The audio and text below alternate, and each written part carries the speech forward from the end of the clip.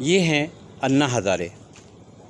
महाराष्ट्र के अहमदनगर के पास रालेगन सिद्धी में इनका जन्म हुआ।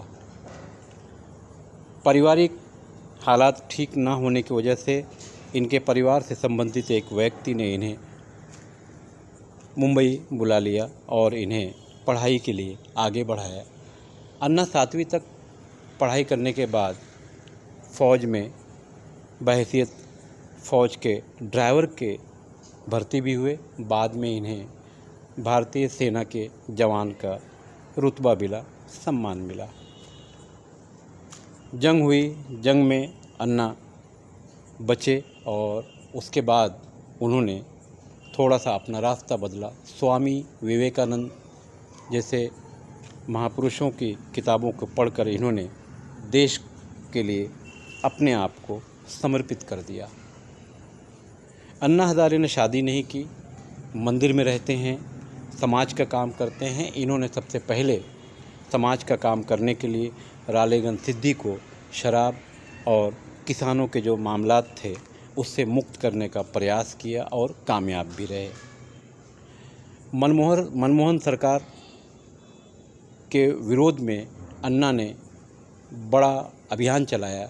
जयप्रकाश आंदोलन के बाद अगर भारत में कोई ऐसा आंदोलन हुआ तो वह अन्ना हज़ारे के नेतृत्व में हुआ और अन्ना हज़ारे के साथ चलने वाली टीम जो थी उसमें अरविंद केजरीवाल जो फ़िलहाल दिल्ली के मुख्यमंत्री हैं, प्रशांत भूषण, बाबा रामदेव, किरण बेदी जो अब राज्यपाल हैं। ख़ास बात यह है कि कांग्रेस के दौर में अन्ना हज़ारे की टीम ने जो अभियान चलाया, जो आंदोलन किया, उसका नतीजा इनकी पूरी टीम को मिल गया। अन्ना को टॉप लेवल की सिक्योरिटी मिल गई। बाबा रामदेव अपनी दुकान चला रहे हैं, अरविंद केजरीवाल मुख्यमंत्री बने, किरण बेदी राज्यपाल बने। तो इस आंदोलन में जो लोग भी लगे रहे वो कामयाब हुए। हर कामयाबी के पीछे कोई एक मिशन होता है, एक मकसद होता है। तो प्रशांत भूषण ने जो इंटरव्यू दिया मीडिया को, उसमें साफ साफ कहा कि ये आरएसएस और बीजेपी का एक अभियान था जो इन लोगों को आगे करके चलाया गया और मनमोहन सरकार को बदनाम इतना ज़्यादा किया गया कि जनता ने फिर उन्हें नकार दिया और बीजेपी सरकार आ गई। चलिए, सरकार तो आती रहती है, जाती रहती है, आज बीजेपी सरकार है, मगर अन्ना पूरी तरह से रालेगन सिद्धी में मंदिर के अंदर जाकर सो गए। बीजेपी सरकार आने के बाद देश में बड़ी बड़ी घटनाएं, रेप, जैसा कि फ़िलहाल अभी उत्तर प्रदेश में हाथरस का मामला है, पूरा देश चिल्ला रहा है, मगर अन्ना का कोई स्टेटमेंट नहीं। देश की जीडीपी ना के बराबर हो गई, अन्ना का कोई आंदोलन नहीं। जिस किसान की बात करते हैं अन्ना,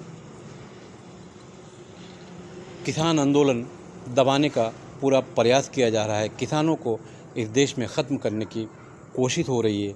ये कोशिश भी बीजेपी सरकार ही तो कर रही है। कोरोना के कारण इस देश में कई करोड़ लोग पैदल सड़कों से अपने गाँव के लिए पहुँचे, मगर अन्ना का पता नहीं था। कोरोना में लाखों लोग मर गए, मगर अन्ना की आवाज़ नहीं निकली। बीजेपी सरकार केंद्र में बैठकर अपनी सत्ता अपने मनमाने ढंग से चला रही है और जिसने भी आवाज़ उठाई उसे जेल भी भेजा जा रहा है। उत्तर प्रदेश सरकार हाथरस के मामले को लेकर सो रही है और जनता परेशान है। उत्तर प्रदेश में सरकार कम, गुंडा राज ज़्यादा चला रही है।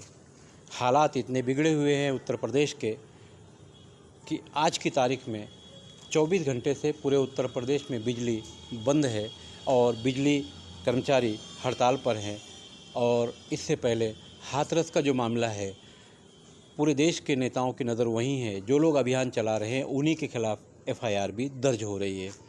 ख़ासकर उत्तर प्रदेश में अल्पसंख्यक समुदाय को जैसे दबाया जा रहा है, एनएसए लगाकर, ये ज़िंदा मिसालें मौजूद हैं, मगर अन्ना का पता नहीं है।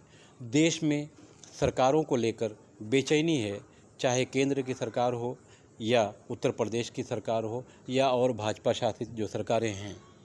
कहीं ना कहीं देश में जनता परेशान है, मगर अन्ना रालेगन मंदिर के सीढ़ियों पर सो रहे हैं सिक्योरिटी के साथ। तो क्या ये प्रशांत भूषण ने जो आरोप लगाया है, ये सही है कि अन्ना का जो आंदोलन था बीजेपी और आरएसएस की साजिश थी, बीजेपी की सरकार बनाने की? सरकार तो बनी, मगर अन्ना क्यों सो रहे हैं?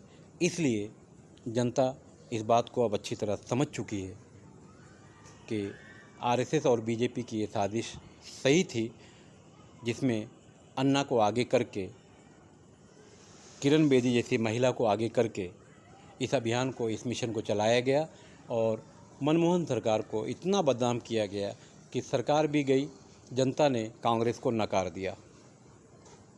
कांग्रेस भी कुछ दूध की धुली नहीं थी, मगर अब हालात ऐसे हो चुके हैं कि बीजेपी से लोग पूरी तरह से नाराज़ हैं और कोरोना के कारण देश की हालत, देश के आम इंसानों की, किसानों की कमर टूट चुकी है और सरकार अपने अंदाज में अपनी सरकार चला रही है।